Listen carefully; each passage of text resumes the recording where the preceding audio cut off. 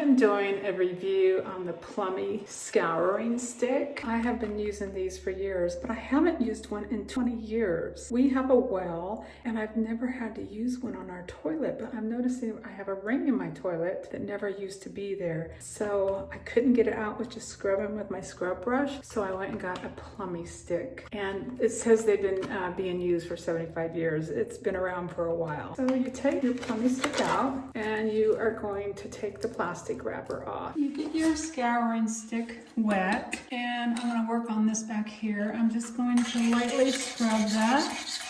Look at that, it already came off. I like that. I love this. And I'll take this, comes around here.